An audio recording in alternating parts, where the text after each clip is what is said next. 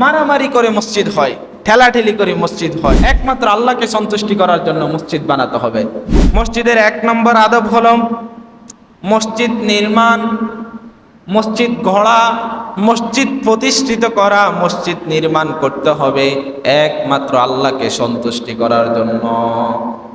মসজিদ নির্মাণ করতে হবে একমাত্র কাকে সন্তুষ্টি করার জন্য? একমাত্র আল্লাহকে সন্তুষ্টি করার জন্য। অন্য কাউকে এখানে সন্তুষ্টি করা যাবে না। এখন আমাদের সমাজে মসজিদ হয় ঠেলাঠেলি করে, মারামারি করে, হয় না? হয়নি? মারামারি করে মসজিদ হয়, ঠেলাঠেলি করে মসজিদ হয়।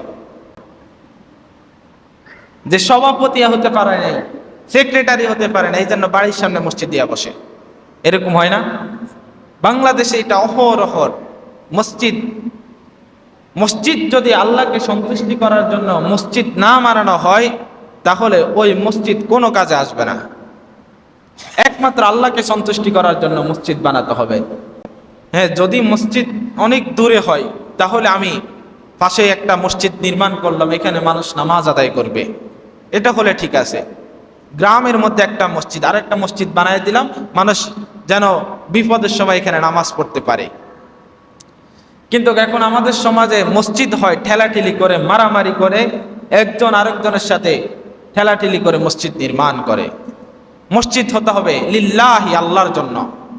বিশ্বনবী মসজিদ সম্পর্কে যতগুলা হাদিস বর্ণনা করলেন, যতগুলা হাদিস তিনি বললেন, সব হাদিসের মধ্যে একটা শব্দ আছে লিল্লাহি। সব হাদিসের মধ্যে একটা শব্দ আছে লিল্লাহি, আল্লাহর জন্য। তেমন একটা হাদিস রাসূল সাল্লাল্লাহু আলাইহি ওয়াসাল্লাম বলেন, মান বানা লিল্লাহি মসজিদান বানাল্লাহু লাহু বাইতান ফিল জান্নাহ। কেউ যদি আল্লাহর সন্তুষ্টির জন্য একটা ঘর নির্মাণ করে, কেউ যদি আল্লাহকে সন্তুষ্টি করার জন্য একটি মসজিদ নির্মাণ করে, আল্লাহ জান্নাতে তার জন্য একটি ঘর নির্মাণ করবে। কেউ যদি আল্লাহকে সন্তুষ্টি করার জন্য একটি ঘর নির্মাণ করে, একটি মসজিদ নির্মাণ করে, আল্লাহ তাআলা তার জন্য জান্নাতে একটি ঘর নির্মাণ করবে। মসজিদ নির্মাণ করলে যে আপনি জান্নাত পেয়ে যাবেন এমন না। ওই মসজিদটা হতে হবে আল্লাহকে খুশি করার জন্য, ওই মসজিদটা হতে হবে আল্লাহর সন্তুষ্টির জন্য, ওই মসজিদটা হবে লিল্লাহি, আল্লাহর জন্য। তাহলে ওই মসজিদ নির্মাণের মাধ্যমে আপনি জান্নাতের আশা করতে পারেন।